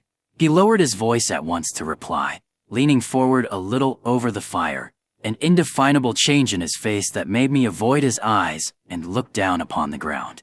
All my life, he said, I have been strangely, vividly conscious of another region, not far removed from our own world in one sense, yet wholly different in kind, where great things go on unceasingly, where immense and terrible personalities hurry by, intent on vast purposes compared to which earthly affairs, the rise and fall of nations, the destinies of empires, the fate of armies and continents, are all as dust in the balance.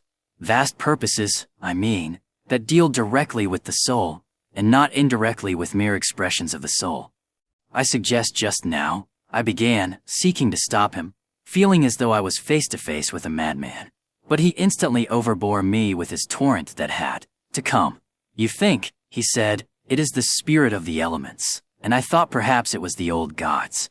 But I tell you now it is neither. These would be comprehensible entities, for they have relations with men, depending upon them for worship or sacrifice, whereas these beings who are now about us have absolutely nothing to do with mankind, and it is mere chance that their space happens just at this spot to touch our own. The mere conception, which his words somehow made so convincing, as I listened to them there in the dark stillness of that lonely island, set me shaking a little all over. I found it impossible to control my movements. And what do you propose? I began again. A sacrifice, a victim, might save us by distracting them until we could get away, he went on, just as the wolves stopped to devour the dogs and give the sleigh another start. But I see no chance of any other victim now. I stared blankly at him. The gleam in his eye was dreadful. Presently, he continued, it's the Willows, of course. The Willows mask the others, but the others are feeling about for us. If we let our minds betray our fear, we're lost utterly. He looked at me with an expression so calm, so determined, so sincere, that I no longer had any doubts as to his sanity. He was as sane as any man ever was. If we can hold out through the night, he added, we may get off in the daylight unnoticed, or rather, undiscovered. But you really think a sacrifice would? That gong-like humming came down very close over our heads as I spoke, but it was my friend's scared face that really stopped my mouth. Hush, he whispered, holding up his hand. Do not mention them more than you can help. Do not refer to them by name. To name is to reveal. It is the inevitable clue, and our only hope lies in ignoring them, in order that they may ignore us. Even in thought. He was extraordinarily agitated. Especially in thought. Our thoughts make spirals in their world. We must keep them out of our minds at all costs if possible. I raked the fire together to prevent the darkness having everything its own way. I never longed for the sun as I longed for it, then in the awful blackness of that summer night. Were you awake all last night? He went on suddenly. I slept badly a little after dawn. I replied evasively, trying to follow his instructions, which I knew instinctively were true. But the wind, of course. I know. But the wind won't account for all the noises. Then you heard it too? The multiplying countless little footsteps I heard, he said, adding after a moment's hesitation. And that other sound. You mean above the tent, and the pressing down upon us of something tremendous, gigantic? He nodded significantly. It was like the beginning of a sort of inner suffocation. I said, partly yes. It seemed to me that the weight of the atmosphere had been altered, had increased enormously, so that we should have been crushed. And that, I went on, determined to have it all out, pointing upwards where the gong-like note hummed ceaselessly, rising and falling like wind. What do you make of that? It's their sound, he whispered gravely. It's the sound of their world, the humming in their region. The division here is so thin that it leaks through somehow. But if you listen carefully, you'll find it's not above so much as around us. It's in the willows. It's the willows themselves humming, because here the willows have been made symbols of the forces that are against us. I could not follow exactly what he meant by this, yet the thought and idea in my mind were beyond question the thought and idea in his. I realized what he realized, only with less power of analysis than his. It was on the tip of my tongue to tell him at last about my hallucination of the ascending figures and the moving bushes, when he suddenly thrust his face again close into mine across the firelight and began to speak in a very earnest whisper. He amazed me by his calmness and pluck, his apparent control of the situation. This man I had for years deemed unimaginative, stolid. Now listen, he said. The only thing for us to do is to go on as though nothing had happened, follow our usual habits, go to bed, and so forth. Pretend we feel nothing and notice nothing. It is a question wholly of the mind, and the less we think about them, the better our chance of escape. Above all, don't think, for what you think happens. All right, I managed to reply, simply breathless with his words and the strangeness of it all. All right, I'll try, but tell me one more thing first. Tell me what you make of those hollows in the ground all about us, those sand funnels. No, he cried, forgetting to whisper in his excitement. I dare not. Simply dare not put the thought into words. If you have not guessed, I am glad. Don't try to. They have put it into my mind. Try your hardest to prevent their putting it into yours. He sank his voice again to a whisper before he finished, and I did not press him to explain. There was already just about as much horror in me as I could hold.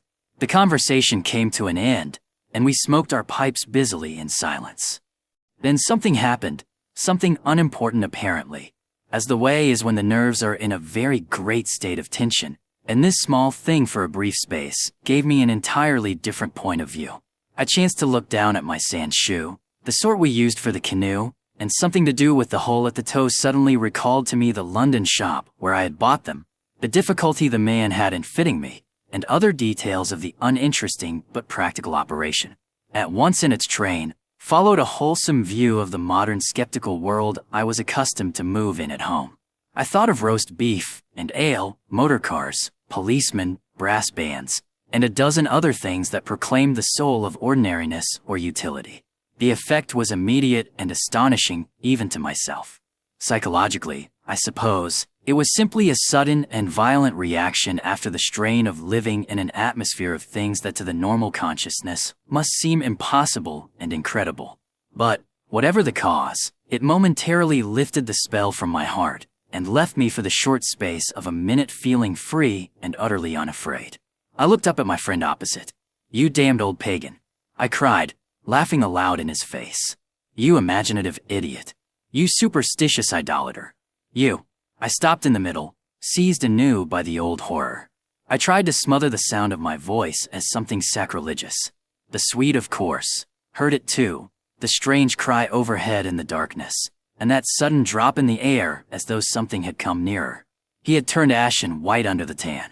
He stood bolt upright in front of the fire, stiff as a rod, staring at me. After that, he said in a sort of helpless, frantic way, "We must go. We can't stay now. We must strike camp this very instant and go on, down the river." He was talking, I saw, quite wildly, his words dictated by abject terror, the terror he had resisted so long, but which had caught him at last. "In the dark?" I exclaimed, shaking with fear after my hysterical outburst, but still realizing our position better than he did. "Sheer madness. The river's in flood, and we've only got a single paddle. Besides, we only go deeper into their country. There's nothing ahead for 50 miles but willows, willows, willows." He sat down again in a state of semi-collapse. The positions, by one of those kaleidoscopic changes nature loves, were suddenly reversed, and the control of our forces passed over into my hands. His mind at last had reached the point where it was beginning to weaken. "What on earth possessed you to do such a thing?" he whispered with the awe of genuine terror in his voice and face. I crossed round to his side of the fire. I took both his hands in mine, kneeling down beside him and looking straight into his frightened eyes. "We'll make one more blaze," I said firmly, "and then turn in for the night. At sunrise we'll be off, full speed for Calmer. Now, pull yourself together a bit, and remember your own advice about not thinking fear." He said no more, and I saw that he would agree and obey. In some measure, too, it was a sort of relief to get up and make an excursion into the darkness for more wood. We kept close together, almost touching, groping among the bushes and along the bank. The humming overhead never ceased, but seemed to me to grow louder as we increased our distance from the fire. It was shivery work. We were grubbing away in the middle of a thickish clump of willows where some driftwood from a former flood had caught high among the branches, when my body was seized in a grip that made me half drop upon the sand. It was the Swede. He had fallen against me and was clutching me for support. I heard his breath coming and going in short gasps. "Look, by my soul," he whispered, and for the first time in my experience I knew what it was to hear tears of terror in a human voice. He was pointing to the fire, some 50 feet away. I followed the direction of his finger, and I swear my heart missed a beat. There, in front of the dim glow, something was moving. I saw it through a veil that hung before my eyes like the gauze drop curtain used at the back of a theater, hazily a little. It was neither a human figure nor an animal. To me it gave the strange impression of being as large as several animals grouped together, like horses, 2 or 3, moving slowly. The Swede, too, got a similar result, though expressing it differently, for he thought it was shaped and sized like a clump of willow bushes, rounded at the top, and moving all over upon its surface, coiling upon itself like smoke, he said afterwards. I watched it settle downwards through the bushes. He sobbed at me. Look, by God, it's coming this way. Oh, oh, he gave a kind of whistling cry. They found us. I gave one terrified glance, which just enabled me to see that the shadowy form was swinging towards us through the bushes, and then I collapsed backwards with a crash into the branches. These failed, of course, to support my weight, so that with the Swede on top of me we fell in a struggling heap upon the sand. I really hardly knew what was happening. I was conscious only of a sort of enveloping sensation of icy fear that plucked the nerves out of their fleshly covering, twisted them this way and that, and replaced them quivering. My eyes were tightly shut. Something in my throat choked me. A feeling that my consciousness was expanding, extending out into space, swiftly gave way to another feeling that I was losing it altogether and about to die. An acute spasm of pain passed through me, and I was aware that the Swede had hold of me in such a way that he hurt me abominably. It was the way he caught at me in falling. But it was the pain, he declared afterwards, that saved me. It caused me to forget them and think of something else at the very instant when they were about to find me. It concealed my mind from them at the moment of discovery, yet just in time to evade their terrible seizing of me. He himself, he says, actually swooned at the same moment, and that was what saved him. I only know that at a later date, how long or short is impossible to say, I found myself scrambling up out of the slippery network of willow branches, and saw my companion standing in front of me holding out a hand to assist me. I stared at him in a dazed way, rubbing the arm he had twisted for me. Nothing came to me to say, somehow. I lost consciousness for a moment or two. I heard him say, "That's what saved me." It made me stop thinking about them. "You nearly broke my arm in two," I said, uttering my only connected thought at the moment. A numbness came over me. "That's what saved you," he replied. "Between us, we've managed to set them off on a false tack somewhere. The humming has ceased. It's gone, for the moment at any rate." A wave of hysterical laughter seized me again, and this time spread to my friend too. Great healing gusts of shaking laughter that brought a tremendous sense of relief in their train. We made our way back to the fire and put the wood on so that it blazed at once. Then we saw that the tent had fallen over and lay in a tangled heap upon the ground. We picked it up, and during the process tripped more than once and caught our feet in sand. "It's those sand funnels," exclaimed the Swede, when the tent was up again and the firelight lit up the ground for several yards about us. "And look at the size of them." All round the tent and about the fireplace where we had seen the moving shadows there were deep funnel-shaped hollows in the sand, exactly similar to the ones we had already found over the island, only far bigger and deeper, beautifully formed, and wide enough in some instances to admit the whole of my foot and leg. Neither of us said a word. We both knew that sleep was the safest thing we could do, and to bed we went accordingly without further delay, having first thrown sand on the fire and taken the provision sack and the paddle inside the tent with us. The canoe, too, we propped in such a way at the end of the tent that our feet touched it, and the least motion would disturb and wake us. In case of emergency, too, we again went to bed in our clothes, ready for a sudden start. It was my firm intention to lie awake all night and watch, but the exhaustion of nerves and body decreed otherwise, and sleep after a while came over me with a welcome blanket of oblivion. The fact that my companion also slept quickened its approach. At first he fidgeted and constantly sat up, asking me if I heard this or heard that. He tossed about on his cork mattress, and said the tent was moving and the river had risen over the point of the island. But each time I went out to look I returned with the report that all was well, and finally he grew calmer and lay still. Then at length his breathing became regular, and I heard unmistakable sounds of snoring. The first and only time in my life when snoring has been a welcome and calming influence. This, I remember, was the last thought in my mind before dozing off. A difficulty in breathing woke me, and I found the blanket over my face. But something else besides the blanket was pressing upon me, and my first thought was that my companion had rolled off his mattress onto my own in his sleep. I called to him and sat up, and at the same moment it came to me that the tent was surrounded. That sound of multitudinous soft pattering was again audible outside, filling the night with horror. I called again to him, louder than before. He did not answer, but I missed the sound of his snoring, and also noticed that the flap of the tent was down. This was the unpardonable sin. I crawled out in the darkness to hook it back securely, and it was then for the first time I realized positively that the Swede was not here. He had gone.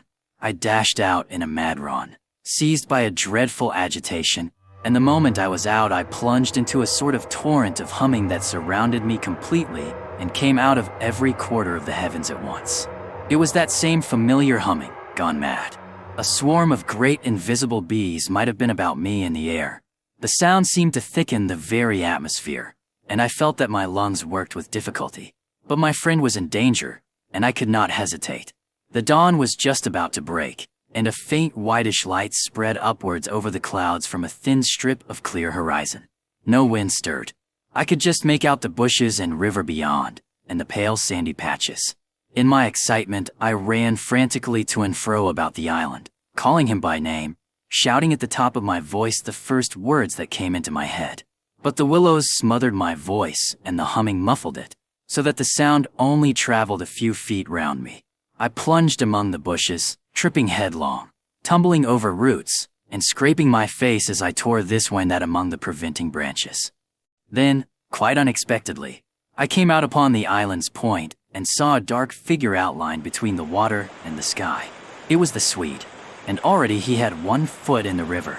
A moment more, and he would have taken the plunge. I threw myself upon him, flinging my arms about his waist and dragging him shorewards with all my strength.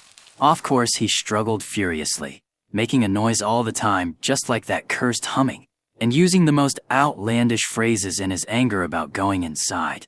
To them, and taking the way of the water and the wind, and God only knows what more besides, that I tried in vain to recall afterwards, but which turned me sick with horror and amazement as I listened. But in the end I managed to get him into the comparative safety of the tent, and flung him breathless and cursing upon the mattress where I held him until the fit had passed. I think the suddenness with which it all went, and he grew calm, coinciding as it did with the equally abrupt cessation of the humming and pattering outside, I think this was almost the strangest part of the whole business perhaps, for he had just opened his eyes and turned his tired face up to me, so that the dawn threw a pale light upon it through the doorway, and said, for all the world just like a frightened child, "My life, old man, it's my life I owe you. But it's all over now anyhow. They found a victim in our place." Then he dropped back upon his blankets and went to sleep literally under my eyes. He simply collapsed and began to snore again as healthily as though nothing had happened, and he had never tried to offer his own life as a sacrifice by drowning. And when the sunlight woke him 3 hours later, hours of ceaseless vigil for me, it became so clear to me that he remembered absolutely nothing of what he had attempted to do, that I deemed it wise to hold my peace and ask no dangerous questions. He woke naturally and easily, as I have said, when the sun was already high in a windless hot sky, and he at once got up and set about the preparation of the fire for breakfast. I followed him anxiously at bathing, but he did not attempt to plunge in, merely dipping his head and making some remark about the extra coldness of the water. "River's falling at last," he said, "and I'm glad of it." "The humming has stopped too," I said. He looked up at me quietly with his normal expression. Evidently, he remembered everything except his own attempt at suicide. "Everything has stopped," he said, "because..." He hesitated, but I knew some reference to that remark he had made just before he fainted was in his mind, and I was determined to know it. "Because they found another victim?" I said, forcing a little laugh. "Exactly," he answered. "Exactly. I feel as positive of it as though I feel quite safe again. He finished. He began to look curiously about him. The sunlight lay in hot patches on the sand. There was no wind. The willows were motionless. He slowly rose to feet. "Come," he said. "I think if we look we shall find it." He started off on a run, and I followed him. He kept to the banks, poking with a stick among the sandy bays and caves and little backwaters, myself always close on his heels. "Oh," he exclaimed presently. "Oh." The tone of his voice somehow brought back to me a vivid sense of the horror of the last 24 hours, and I hurried up to join him. He was pointing with his stick at a large black object that lay half in the water and half on the sand. It appeared to be caught by some twisted willow roots so that the river could not sweep it away. A few hours before the spot must have been underwater. "See," he said quietly, "the victim that made our escape possible." and when I peered across his shoulder, I saw that his stick rested on the body of a man. He turned it over. It was the corpse of a peasant, and the face was hidden in the sand. Clearly the man had been drowned, but a few hours before, and his body must have been swept down upon our island somewhere about the hour of the dawn, at the very time the fit had passed. We must give it a decent burial, you know. I suppose so, I replied. I shuddered a little in spite of myself, for there was something about the appearance of that poor drowned man that turned me cold. The Swede glanced up sharply at me, an undecipherable expression on his face, and began clambering down the bank. I followed him more leisurely. The current, I noticed, had torn away much of the clothing from the body, so that the neck and part of the chest lay bare. Halfway down the bank, my companion suddenly stopped and held up his hand in warning. But either my foot slipped, or I had gained too much momentum to bring myself quickly to a halt, for I bumped into him and sent him forward with a sort of leap to save himself.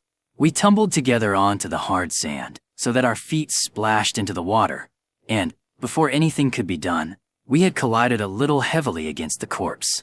The Swede uttered a sharp cry, and I sprang back as if I had been shot. At the moment we touched the body, there rose from its surface the loud sound of humming, the sound of several hummings, which passed with a vast commotion as of winged things in the air about us and disappeared upwards into the sky, growing fainter and fainter till they finally ceased in the distance. It was exactly as though we had disturbed some living yet invisible creatures at work. My companion clutched me, and I think I clutched him, but before either of us had time properly to recover from the unexpected shock, we saw that a movement of the current was turning the corpse round so that it became released from the grip of the willow roots. A moment later it had turned completely over, the dead face uppermost, staring at the sky. It lay on the edge of the main stream. In another moment, it would be swept away. The Swede started to save it, shouting again something I did not catch about a proper burial, and then abruptly dropped upon his knees on the sand and covered his eyes with his hands. I was beside him in an instant. I saw what he had seen, for just as the body swung round to the current, the face and the exposed chest turned full towards us, and showed plainly how the skin and flesh were indented with small hollows, beautifully formed, and exactly similar in shape and kind to the sand funnels that we had found all over the island. Their mark, I heard my companion mutter under his breath. Their awful mark. And when I turned my eyes again from his ghastly face to the river, the current had done its work and the body had been swept away into midstream and was already beyond our reach and almost out of sight, turning over and over on the waves like an otter.